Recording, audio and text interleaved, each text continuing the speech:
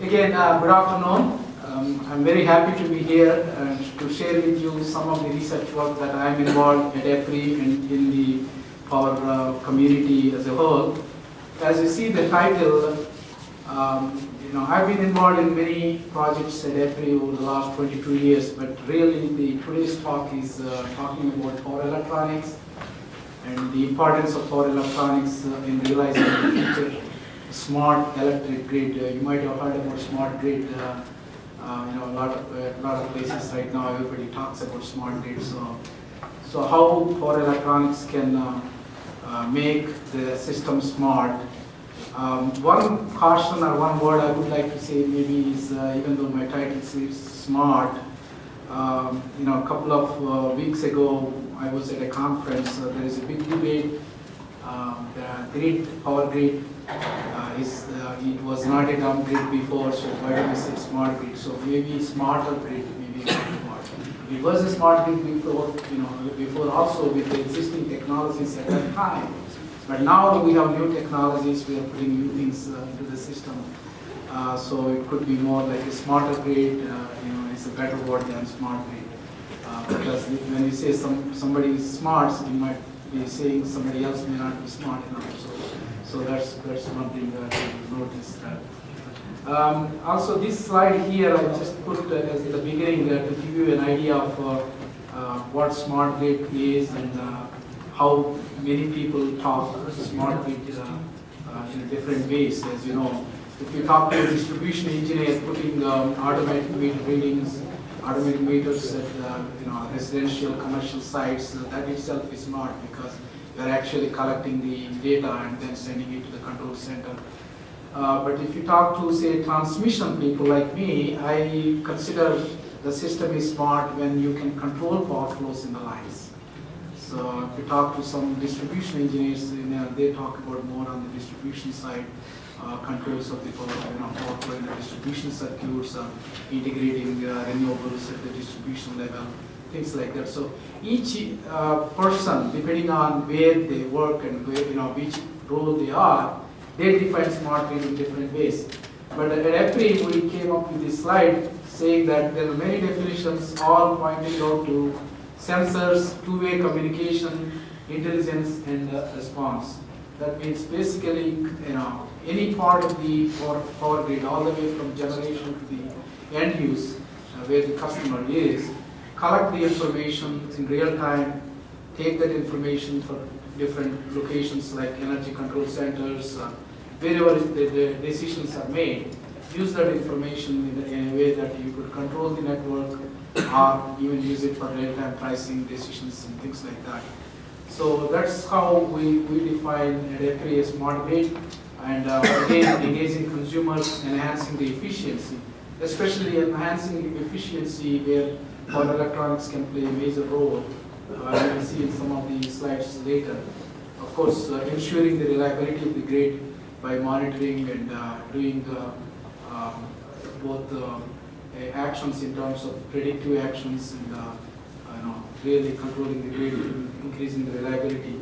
The other thing nowadays is talking about the carbon footprint, reducing the carbon footprint. That's the reason why we talk about renewables right now, wind, solar, and these things, integrating those renewables into the grid. Of course, power electronics will play another major role there too. So that's how we see a smart grid, but coming back to again, step down, what power electronics can do, that's where I want to focus my talk today. Certainly, if we can increase the efficiency, we can also reduce the use of energy use, some kind of energy conservation, and enhance the functionality of the power system as a whole. Having power electronics controllers on the transmission level, we call FACS, flexible AC transmission systems, where you could control power flows on the lines, and of course on the distribution level also. Of course, enabling integration of renewables, facilitate creation of low carbon energy future. These are the opportunities where the power electronics can play a major role. It is playing right now, but it can do it better with more research minds like yours. A lot of people here are involved in research in power electronics and other areas.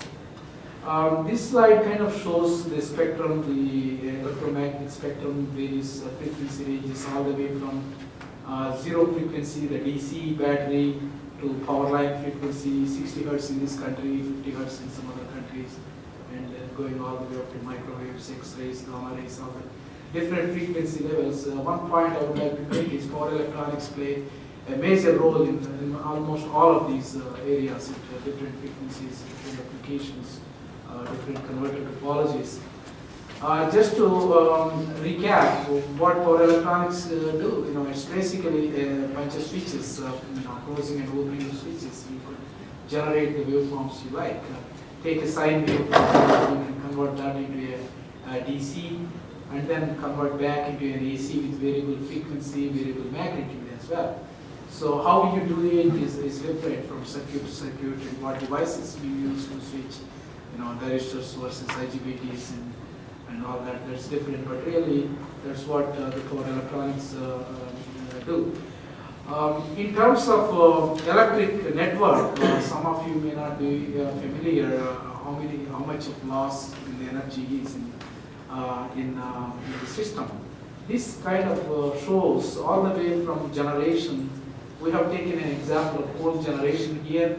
100 units, say, is going into as an input to the power plant, and at the end you see 4 units is going to a light, incandescent light example. So there is a loss throughout the chain here. The generation is major loss, 67% loss, and then transmission and distribution has also some loss there, 1.5% in transmission and 3.7% in distribution. Then of course, depending on what type of end-use customer, the worst example I put is the incandescent light bulb, which is only efficient, only 4 units are going there. So this is again, these numbers vary from utility to utility, but this is Kansas City Power and Light gave us this information. One point that I would like to raise to you is, as you are working on various projects, try to see where you could save, where you could reduce the losses in the network, in this supply chain, all the way from generation to the end use. If you save, say, in the transmission or distribution losses, maybe 1%, there's billions of dollars of saving. That means you are able to use that extra energy to the end use, and there's a lot of saving. You don't have to generate extra energy to meet the load demand because you are reducing the losses in the system. So think of connecting your projects to energy loss, how much energy loss they can reduce. So think of that, do some calculations, and it's a good number to use to justify your research. Again, improving the energy efficiency in, say, residential sector, say, to take a single family home with energy efficient improvements for lighting and all, you could do that. And other thing is heat pumps. If it is gas furnace, you could improve the energy efficiency again.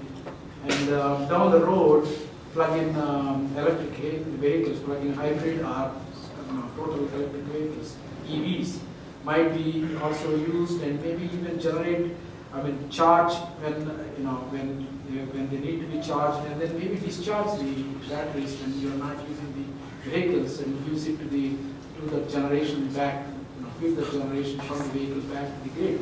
So those are some of the scenarios. EPRI has done a lot of work in terms of penetration of electric vehicles in the grid and what kind of power flows will be happening in the future.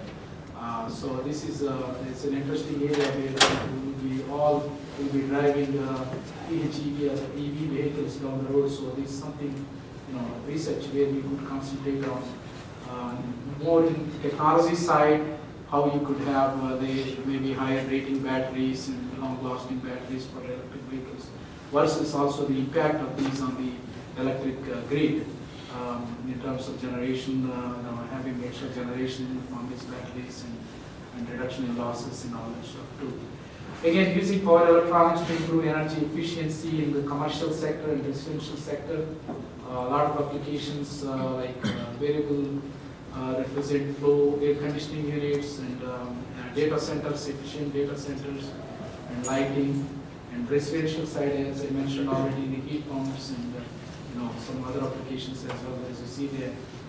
Another way we are looking in the electric utility industry is, as you see the current configuration, we have AC power supply coming to the home. But in China, it already started, and the IEC, the International Electrotechnical Commission, is also looking at DC distribution, having DC plug-in along with the AC plug-in in the homes and also industrial commercial sectors. IEC is coming up with some standards, what kind of DC voltage levels we should have, what kind of protection schemes we should have with DC. So if you see on the right side there, where the tomorrow's future configuration, where you take your AC as in it come to the house, but you can convert that into AC as well as another DC, because all the computers and a lot of things that we use day to day will be working on DC. So that will be more efficient having DC rather than converting back to AC and DC and all that. But just do only one conversion there, provide a DC plug-in along with the AC plug-in. So this is going to happen in the future. It may not be immediately, but down the road. As I mentioned, China is very aggressive in the DC distribution systems. Another statistics here, some information is Japan, for example, is doing a lot of work in this area. Air conditioning, 70 to 80% of their air conditioning units are variable speed. That's supposed to be very efficient ones, whereas in US, in North America, it's only single speed.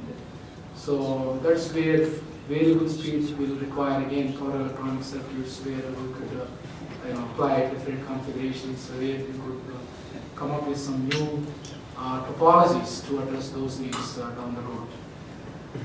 This chart kind of shows the power electronics can reduce consumption, electricity consumption, and what kind of technical potential we have in the future. As you see in 2010, that area, from there onwards for the projections, if we don't do any energy efficiency improvements, you see the curve is going up. And the energy in billion kilowatt hours by 2030, we need a lot of energy to meet the load demand. But having some technical potential, you could achieve many things there.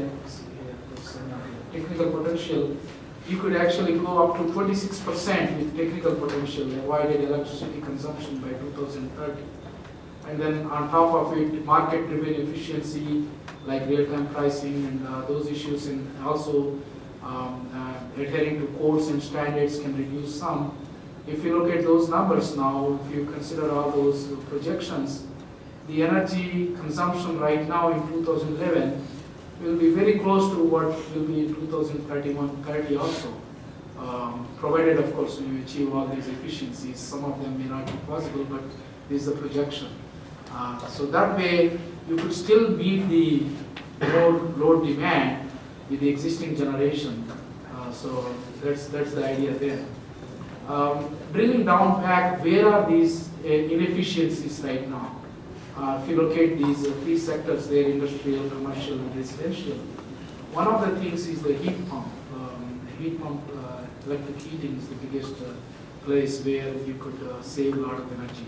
Of course, the other areas as well given there. So there is a lot of potential there you could save. Now, shifting the gears, how we can get into renewable energy. Now, this map kind of shows where we have more wind, for example, blue in the midwestern part of the US, Texas, and all the way up north also. Midwestern states have more wind potential, wind generation. And where you see the red spots is the solar. So there's a lot of potential of wind and solar out there, but unfortunately those locations are very far from load centers. For example, if you consider the load, either New York, California, or Salt Lake City may be also some load here. But the generation is far away from the load centers. And this generation is coming on top of the existing, what we have, the coal, hydro, and nuclear generation, like what we have. So as we are getting this new generation, we need to plan our system to take this generation to the load centers. we cannot just dump on this on the existing grid because existing grid will be overloaded. So there's a lot of work need to be done in that area where we are concentrating on the EPRI is doing some work and industry as a whole is doing a lot of work too.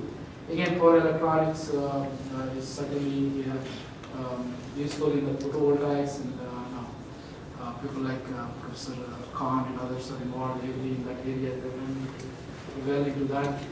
The expected inverter requirements for high penetration.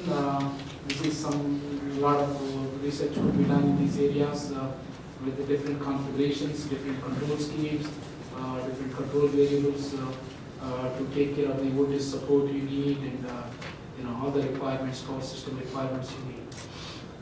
Also, in terms of designing inverters and packaging, as you see here, the existing, even though we call existing, this slide is a little old in 2003 also. That looks like that may be improved by now. The idea is here is to reduce the design space, make it more modular and more compact. With the advanced power electronics, we could do that. A lot of potential there. So another important point is when we talk about renewable generation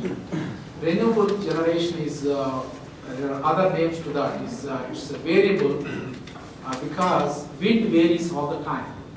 Also intermittent, also another word they use. So we cannot completely depend on the renewable generation. If suddenly the wind is not there, we cannot stop using energy, right? So we need a dance partner, we call it. That means like storage. We have storage, so whenever we have a lot of wind and daytime solar activity, we could save that energy in the batteries or pumped hydro or compressed air energy storage, new technologies coming up, where you could save this energy and then release it when you need it, even in electric vehicles. You figured before, Yes. when you take the average of that function on the left, Yes. what do you get? Well, the wind one? What is it? Yeah, if you took that away. Well, it's difficult to say. I mean, it will be the percentage wise, like how much is the energy in average of that function. Well, I've not thought about it, but maybe if you take say the maximum and if it's considered completely zero, and then if you take just a simple average, so should be, if you take the numbers there, the fraction of output, I would say maybe 0.3, 0.4, 0.3 around that area. Because I've heard in Utah, the wind farm is like 15%. That's the number for. Could be I possible. haven't verified that, but it's, and then when I see this graph, you cannot really measure. Yeah, But I wonder if you've heard about it in other places. Yeah, it depends on high wind. If we have a high wind area, the average certainly goes high, and if it's a low wind, maybe 15%, maybe good number to use here. So depending on where, like the HRP area, we have some, I think the next chart, these are the wind for 30 days, wind numbers there here. And if you take an average there, you see average number is given there with the dots in the middle. So you see that. So that's what they project as megawatts, but I don't know in percentage time how much that percentage is. The average is given for a month. See, for each day is a different color. Certainly it varies. Some parts there's no wind, you don't even talk about it. I mean, very little wind. But I think in general, offshore wind farms are more consistent. Yeah, that's more steady than onshore. That's quite possible. So, yeah, in fact, if you consider, say, the developing countries like Denmark and where they are doing a lot of wind integration, most of them are offshore. And even in US, the big Atlantic wind project, they are talking about Washington, D.C., all the way up New York area in the ocean there, the Atlantic Ocean there. It's going to happen in the next 5 years or so. They're doing some planning studies right now, getting across and all that. Their offshore wind with the DC grid, everything everything generated as DC, and the DC grid, they have a DC cable interconnected to the mainland. So after that's a very good point. But then in Texas, the Panhandle area in Texas, have lots of winds. They are also generating a lot of wind on the land, and that will be again transported to eastern part like Alabama and all the way to Georgia and all that, and also some towards west also. So a lot of wind potential onshore as well. So we'll have to wait and see, but there are the requirements of there are mandates out there. So we have to meet these numbers, either offshore or onshore. For example, you see on this chart, in California, each state has their own mandate. California requires 20% of the total generation mix has to be from renewables, either from wind or solar, by 2010, and we actually met that standard, that limit, which was basically by not producing all the 20% within California, but we are purchasing from other states. So using and that was generated, say, from other spots, Utah or Oregon, wherever it is coming from. So also Phoenix, Arizona area, and also coming from some solar energy as well. So, but the next goal that we are planning to achieve by 2020, we have to achieve that, there's no doubt about it, is 33%. That means 1/3 of generation has to come from these renewable resources. So that's the goal in California. So similar goals are there for other states as well in US and also other countries. So these goals have to be met. Certainly the important thing, as I mentioned earlier, was we need to have dance partners. When you have 33% of generation coming from renewables, certain parts of the day, you won't have all that generation if you're depending on just generating and using it readily. So you need to have massive storage mechanisms. Of course, the classical storage is pumped hydro. Just pump the water up there, the stream, and release it when you need it. But that has only limited places where you can have pumped hydro plants. So the big push right now is going in the compressed air energy storage area, where above the ground and below ground compressed air energy storage plants, and Department of Energy and EPRI is working in Alabama and plant 100 megawatt compressed air energy storage plant, working on that technology. And of course, the other thing is the battery storage and the electric vehicle storage also are going to be considered down the road. So there's a lot of research needs, a lot of research potential in these areas, especially with power electronics, where we could achieve these kind of goals in the future.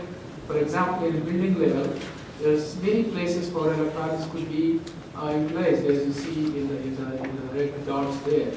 Many equipment needs power electronic devices. A campus like this, university campus like this, can have applications of power electronics again in many areas, many locations, depends on the devices. Another project that EPRI is involved is, as we all know, that we go to a gas station with our car, but when they talk about the electric vehicles, we need to have a different mechanism of charging stations.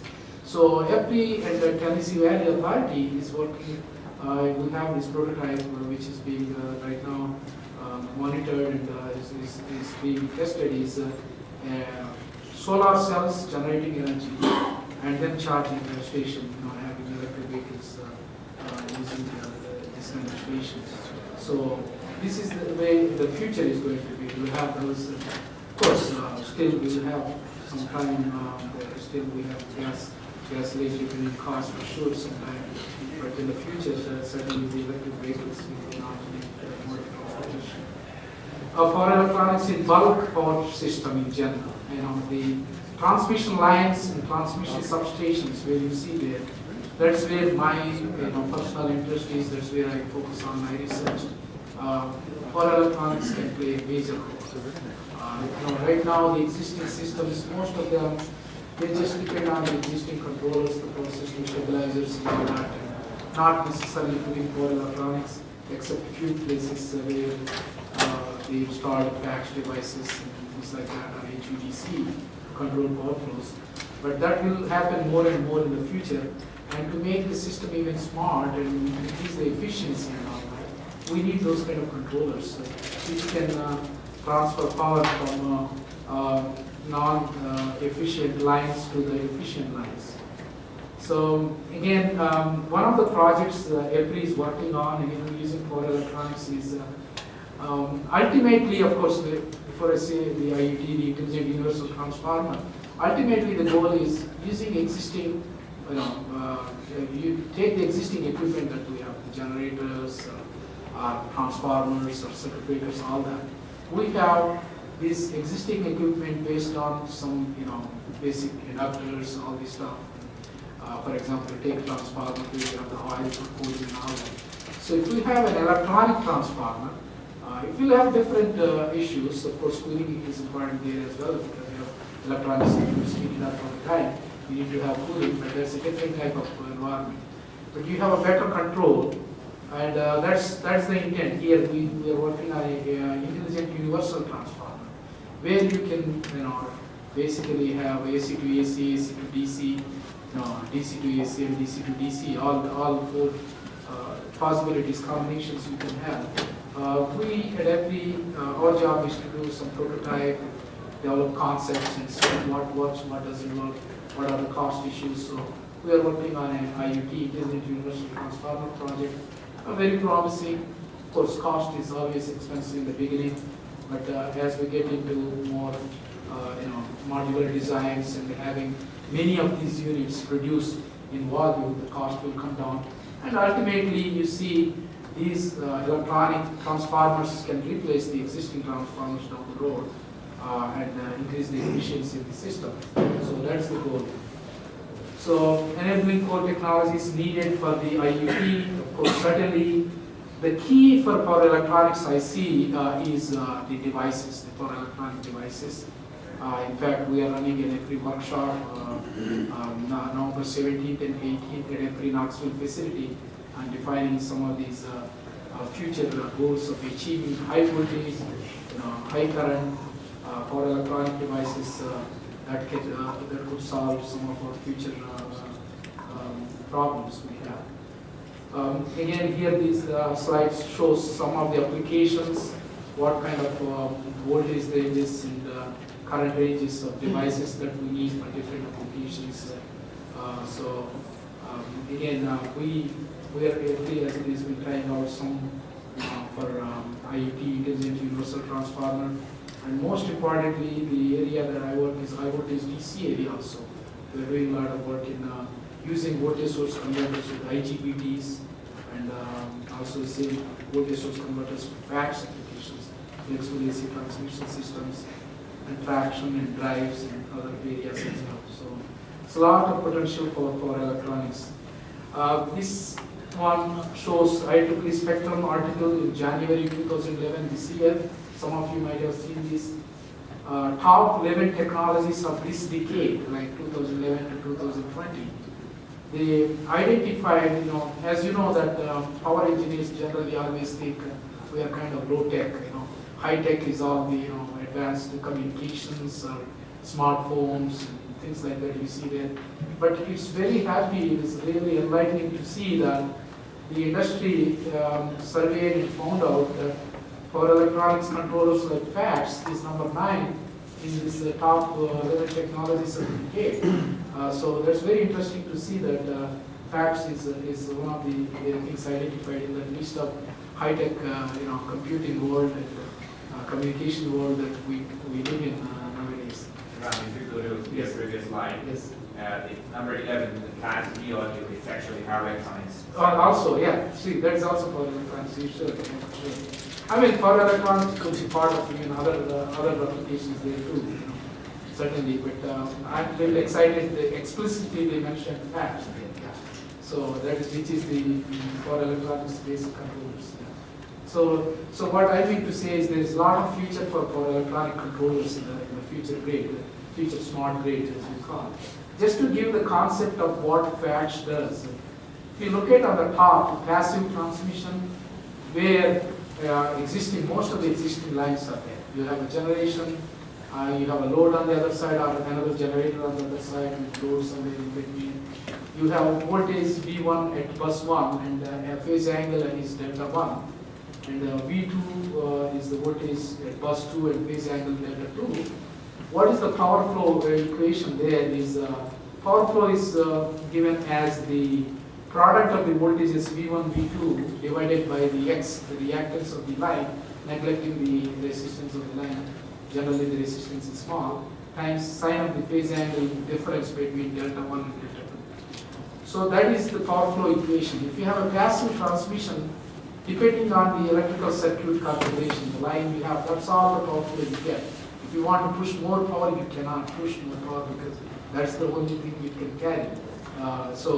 Whereas if you have a controllers like the active transmission you see, where you can have a STATCOM, a shunt device, or a series device, series conversion, their series compensation, can change the impedance of the line, having an effective capacitance in the line.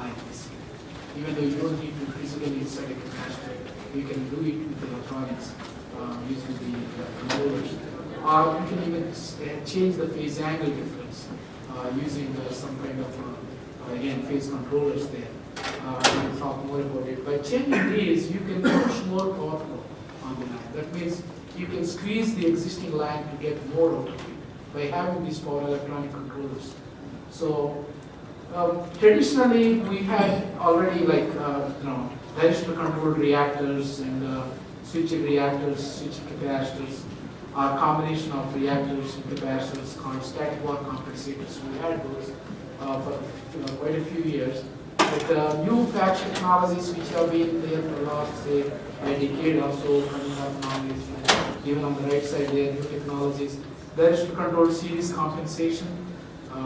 Having a series capacitor in the line will reduce the effective impedance because lines are mostly inductive, except they have line to ground capacitance. That's a different charging capacitance. So if you put a series capacitance, the L and C basically cancel out and you can have effective less impedance in the system and could have more power flow on the line. But if you put too much series capacitance in the line, or certain percentage depending on the natural frequency, the LC frequency versus the line, if you have a close-by generator that has torsional modes of oscillations called subsynchronous resonance, where those torsional modes of generator shaft oscillations will interact with the electrical circuit, the LC resonant frequencies. Those are subsynchronous, lower than the common frequency, will cause SSR, which will generate excessive torque in the turbines. The generator may fail. So that's why we need a directional control, a portion of the series capacitor gives a directional control, which can damp out those kind of oscillations. That's how the directional control series compensator was the concept developed. We installed this first of a kind at a BPA with one power administration line and still working very well. Static compensator is equivalent to an SVC static power compensator, but this is more based on voltage source converters with IGBTs and all. You don't even have physical inductor or capacitor here. You have only a voltage source converter and a small DC capacitor switching it out and basically get the effective reactive current that is needed injected at the bus, so you keep the voltage close to 1 unit. Static synchronous series compensator is something that which is the voltage source converter goes in series rather than the shunt. And if you have a STATCOM and SSSC, two together, that's the unified power flow controller. The last one is interface or interline power flow controller, is where you have two series devices and two different lines. So you take power from one line, transfer to another line. I think I have another slide. Yeah, this is a better slide to understand these concepts. STATCOM is again voltage source converter, injects either inductive or capacitive current to the line at the bus where you want to maintain the voltage control. The line impedance control is done using the SSSC, the series voltage source converter connected in series with the line. And the unified power flow controller on the right, you see where you have the shunt and the series. Both of them are coupled with the DC capacitors, and as a unified system you can run this unified power flow controller, which can control the voltage, the line impedance, and phase angle as well. So as I mentioned, the power flow depends on the voltage and the impedance and the phase angle. So these controllers can change those parameters. And you see on the right side, bottom right, interline power exchange. So those are series controllers on two different lines. So you can take, basically, effectively, you can take power from one line and inject it to the other line. That's the interline power flow controller. And the left side we have is the voltage and power transfer control. Is really having two STATCOMs on two buses which are basically acting as a back-to-back, and you disconnect the line on the top. There is no AC connection. It's really, the bus 1 is connected to the first STATCOM, to the second STATCOM, back to the bus 2. So that means this is a DC, basically. The ultimate, with voltage source converters, ultimate thing you can do is a DC. No, that's back-to-back DC. Or if you want to put some line, DC line between both the converters, then it becomes the DC line. So what that is the voltage source converter is. Just to see HVDC scheme, generally we have multi-level converters now, but really 12-bus configurations, existing ones based on that. I mean, resistors being used in those non-HVDCs for high voltage 800 kV. We are talking about 6,000 megawatts of power flow, where we don't have IGBT technology available for building at this point for 6,000 megawatts of power flow, 800 kV DC. It's bipolar systems. In fact, the first one was already built in China. It's running, and China is building more. India is building one. In North America, we have DC only up to 500 kV DC, and we have AC systems up to 765 kV. But whereas in China and India, the DC they are going up to 800 kV or even 1000 kV DC they are considering, and AC they are even thinking of 1200 kV AC systems, 1000 kV, 1200 kV AC systems, because their load growth is a lot more than what our load growth is, and they are able to justify these higher voltages so that they have lower currents and get more megawatts out there. So just to give you a brief history of voltage source converters, this is one of the areas I'm working on. Again, here I'm talking a little bit megawatt range, not low voltage range, because I work in high voltage DC area.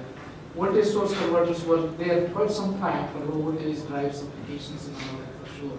But for power applications, introduced in 1997 with 3 megawatt plus or minus 20 DC systems. Most notable ones, the cross-sound cable in 2007 in the New York, New Jersey area, having a rating of 330 megawatts with the plus or minus 150 kV DC. And the most recent one is in the San Francisco Bay Area. It's called Trans-Bay Cable, rated at 400 megawatts plus or minus 200 kV DC. There are quite a few projects awarded in Europe based on voltage source converters, and all the new projects which are either 1000 megawatts or less of wattage, most likely voltage source converters is the way to go, because the cost may be a little bit higher in the beginning, but certainly there are more advantages.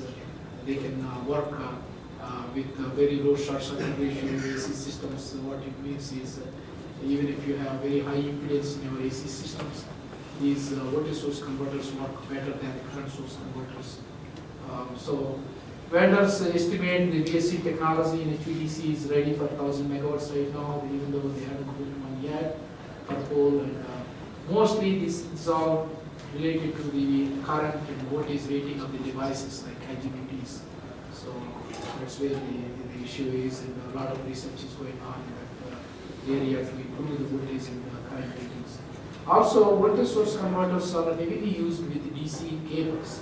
So the DC cable is also a limitation. Right now, except in Japan, Europe and North America, we have only about 320 kV XLPE type cross-link polyethylene cables are available right now. Even though they claim that they can come up with higher voltages for the cables soon. So that is also a limiting factor with voltage source converter DC applications, because most of them are DC cables. So hopefully with overhead lines also there is an application in Africa, Namibia, voltage source converter based overhead line. They built one right now. But with overhead line, the voltage is not a problem. You can go higher voltages as well. So recent technology in the voltage source converters is modular multi-level converters. Instead of having a one converter, you really have small modules and switch these modules at different times, so you get a close to sine wave. So you really don't even need filters anymore. Like with thyristor control, like commutated converters, you need to build the filters and all that reactive support for the converter station. But with voltage source converters, you can actually have modular, hundreds of levels of these modules. So you could build an output waveform very close to sine wave. At the most, you might need a high frequency filter. Some filter might be enough. A lot of vendors are claiming that you don't need any filter at this time. They came up with so many number of modules. This again a busy chart here, comparison of line commutated versus voltage source converters. In terms of each one has its own merits, what kind of voltage ratings we can get. For example, line commutated converters, which have been there quite some time now, they use thyristors. So the disadvantage with thyristors, as you all know, is you turn on at the time you want, but for turn off, you have to wait for the current zero.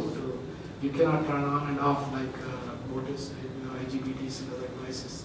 So VSC, but the thyristors are available at 8.5 kV, 5000 amps, very high voltage, high current. Certainly, you can stack a few of these to get 800 kV that I was talking about. That's what 800 kV systems are built with thyristors. Whereas with the IGBTs and all, the ratings are low. Still, ratings are in very low voltage. The current ratings are also lower. But it's going to go, increase on the road. DC transmission voltage. That's why the applications are all limited because of these limitations of the devices. DC power ratings 6,000 kilowatts, 600 megawatts per pole. Reactive power compensation. If you are transferring say 1,000 megawatts, 600 megawatts of reactive support you need with line commutated converters, as you see 60%. Whereas with these nice modular concepts with voltage source converters, you almost don't need any reactive support. And filtering requirements, again, as I already talked about. Black start is another one. What we mean by black start is if you want to start your power system when during an outage or something, you can do that with voltage source converters because you have some extra stored energy. You could start, whereas with light commutated you cannot do that. So, like the short circuit level I mentioned again. The recent project on the voltage source converter based Siemens built in San Francisco area, from Pittsburgh, California to downtown San Francisco. This is a cable that was built, 400 megawatts power that is injected from their own network. It's PG&E, Pacific Gas and Electric. If they don't have this, they cannot force that power to San Francisco area. The problem was in San Francisco area, there's a lot of load. So they had voltage sags and voltage problems, voltage stability problems. Previously they had some old power plants, which are very, pollution-wise, they're generating a lot of pollutants. They came to a stage that they need to decide whether they want to build new power plants or come up with some other ways of pushing the power there to support the voltage there. So they came up with this plan. They retired the existing plants there, dynamic voltage support, elimination of transmission bottlenecks, taking their from PG&E system to about 400 megawatts at Pittsburgh location and pushing that power to the San Francisco downtown area, providing the voltage support they need. So they're taking real power and making it reactive using these DC cables with voltage source converters. So that's the project they installed. Everything is operational now. They installed in 2010 last year. Switching the gears, recent interest of EPRI and DOE and Navy and Army is moving into some material research. We all talk about now voltage source converters, line commutated, mentioning here. They're all dependent on the material that we use, which is silicon. Silicon is very good, it's very reliable, it's low cost, it has been there for some time. But the problem with that is there are also limits how much voltage you can get and all that. So we're looking into wide bandgap materials like silicon carbide, gallium nitride materials, which can operate at a higher temperature than silicon and lower switching losses And so those are the advantages. In fact, I think I have a couple of slides with more advantages. Silicon-based converters have limitations, as we see. They have limited blocking voltage, maximum blocking voltage. We are connecting many of these devices in series to get the maximum voltage we need, maximum switching frequency. So that's again is a limitation, and limited maximum operating temperature. So disadvantages are the cost, complexity, and reduced reliability. So we looked at the options, and the industry as a whole is looking at, and EPRI is also participating in collaboration with other organizations in this area. What are the future choices for us in the way of bandgap materials? Silicon carbide and gallium nitride is the way to go, at least in the near future. We also funded some work on diamond-based switches at Vanderbilt University. We did some work there. And aluminum nitride is another option too. Certainly these wide bandgap materials have all the good positive things, except the cost and defects in the material and reliability of the materials still need to be studied. But they have these positive good aspects, like they can operate at high operating temperature and high current density, maximum blocking voltage, and lower specific resistance, that is lower losses. So these are very positive things. So EPRI has done, I personally actually contacted many of the researchers and vendors and came up with projections. What is the future for these devices? Both silicon carbide based and gallium nitride based and the existing silicon based. I don't have a pointer here, but you can see the blue one is where the blue one is silicon diester, and silicon diester, for example, the x-axis is the year. So by 2030, what is going to happen to these? These are the projections. The y-axis is the voltage. The silicon is more or less going to saturate at 10 kV level. You can't really get higher than 10 kV. Whereas there is a big potential for silicon carbide, which could even go up to 10 times the silicon. That means you can have one device of silicon carbide based device, maybe 100 kV, but a little bit pessimistically, we estimated 60 kV is easy to attain. One device, 60 kV device. So we are talking about 600 kV DC system. You only just put 60 kV of them, 10 of them in series, so you are done with it. So that's you see the purple one there is 60 kV by 2030. Again, these are projections. I mean, a lot of research needs to be done to achieve those goals.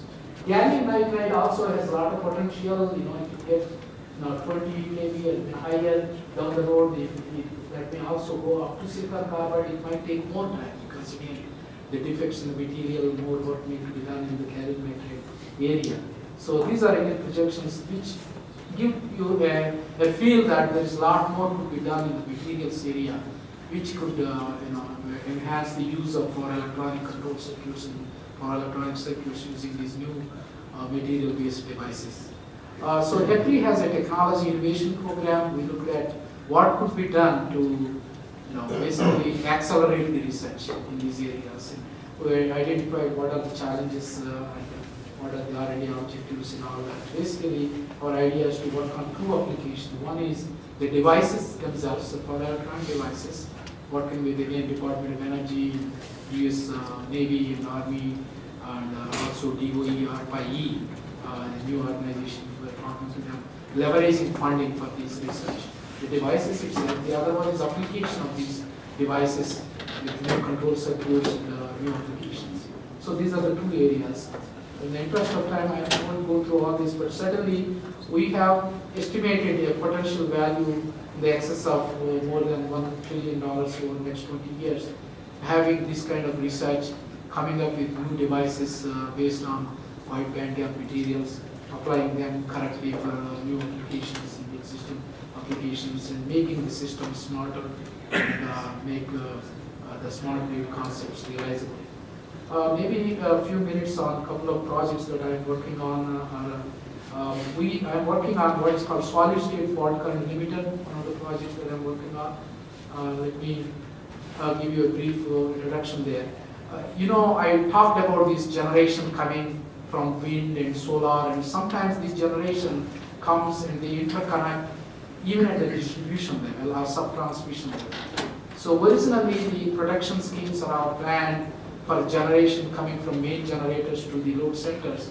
The relays and circuit breakers are all configured for that. Now suddenly you have generation coming from different sources in different directions. And when you have a fault in the system, generators, the main generators are feeding to the fault as well as the other generators that are now coming, the new generators, renewable generators also feeding to the fault. That means the fault current levels are going high. See, with the existing circuit breakers have a limited fault current capability right now. So one thing is maybe you could remove all the breakers, the existing breakers, have high fault current rating breakers, but that is costly. And also you have to have downtime, you have to tear out all that, which is costly. So the concept here is instead of tearing out, replacing all the breakers, limit the fault current to the older levels, whatever these circuit breakers were designed for. So how do we limit those fault currents? One concept we came up with, there are several concepts. You can have superconducting fault current limiter and other areas, but one is using power electronics. This is a circuit which we are working on. Is if you look at that, the back-to-back switches, super GPO switches in that circuit, they normally, the normal operation, they switch on and off depending on which direction the current is flowing. So that is the normal operation. Whenever we sense a fault, that means based on the actual the current increase as well as the rate of change of current, dt, immediately those devices, the super GPOs will be turned off. The current will be diverted through the inductor on the top, the limiting inductor. So by limiting inductor, you coming into the circuit, you are able to limit the fault current.